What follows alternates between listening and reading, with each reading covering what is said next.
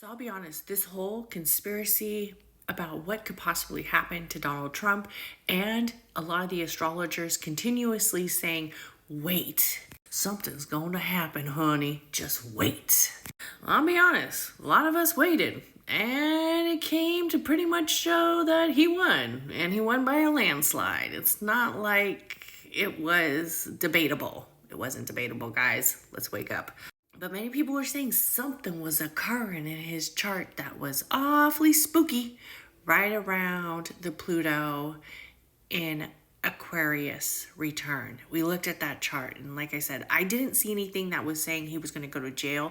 That was one of the things that I thought maybe some of the astrologers thought, that once Pluto shift to his sixth house, that there was a possibility that he might be doing some jail time.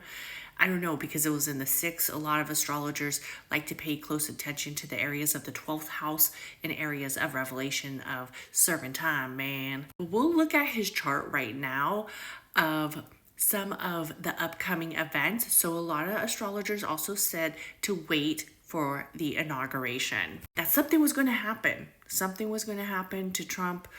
I'm not sure what it was that they saw, but let's look at the chart of the inauguration. Okay, so here is the chart of the presidential ceremony, which is the swearing in of the new president, and that is occurring in Washington, District of Columbia.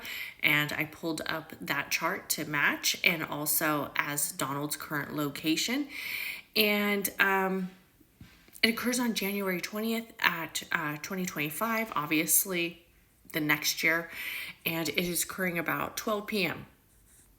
So let's take a look back at that sixth house, because a lot of people were talking about the Pluto in Aquarius. As we see, we have the Pluto in Aquarius right around the energy of the sixth, and then also we have Fortune still standing strong at 28 degrees. It's not going to leave. That is basically opposition of the ascendant in Leo. That's the energy of success.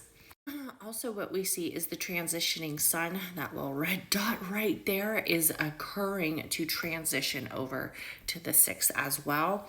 As we see, that is basically starting at 0 degrees. So the sun is very much like a crucial moment.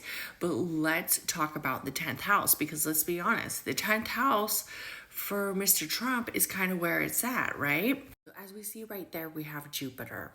Jupiter is transitioning over the 10th house. It appears to be in retrograde, but it's making some strong alignment with his natal sun at 22 degrees, and also with the energy of his Uranus and also his North Node.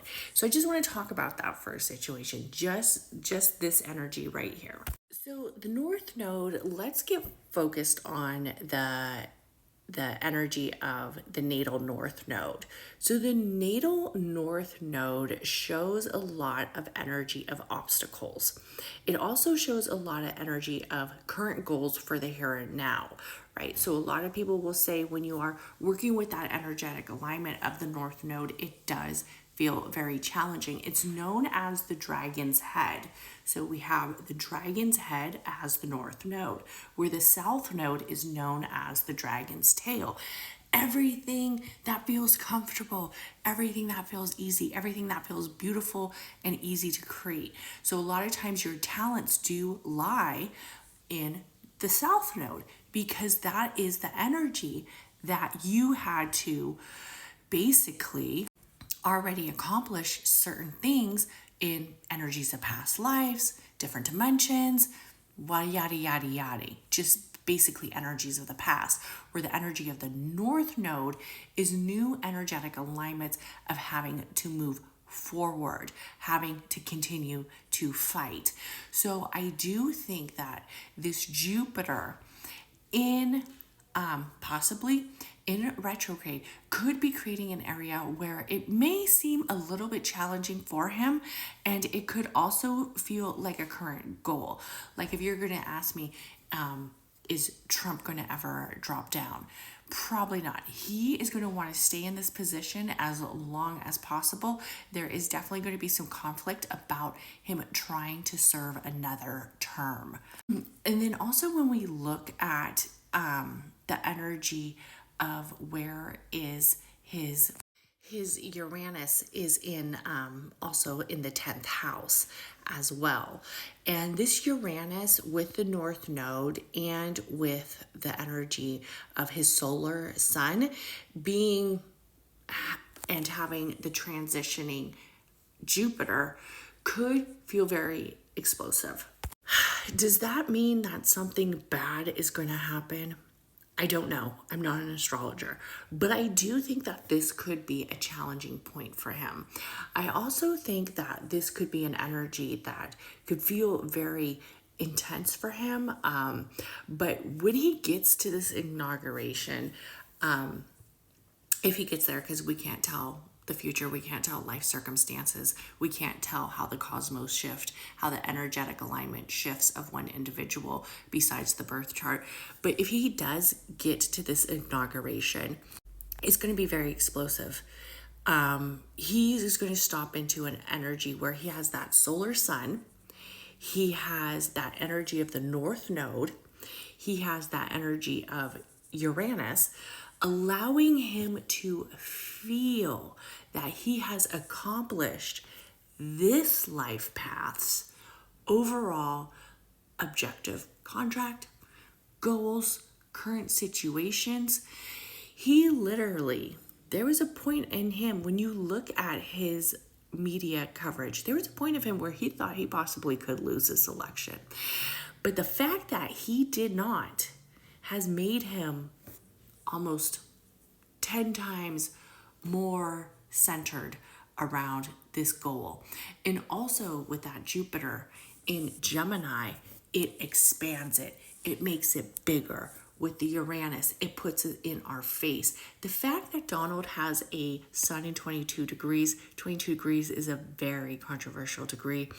But for the most part, I do think that at all costs, he's going to continue to live this pathway. He wouldn't have bowed down gracefully. I know he says he would have, but he wouldn't.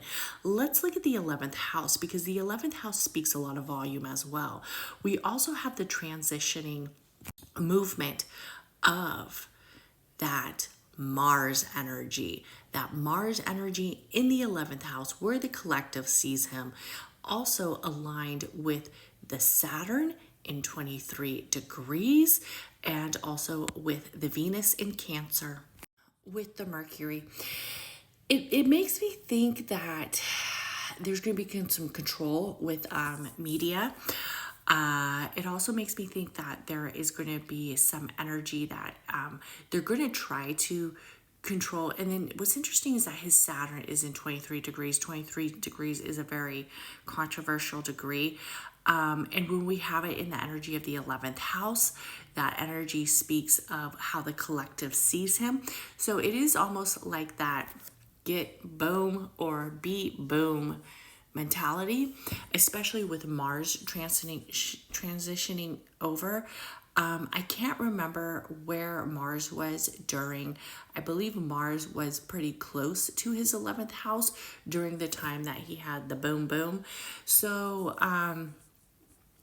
it makes me a little nervous when we are looking at that energy. But one of the things that I want to point out to why I think he's going to be using this Mars energy to his actual benefit versus his downfall is because his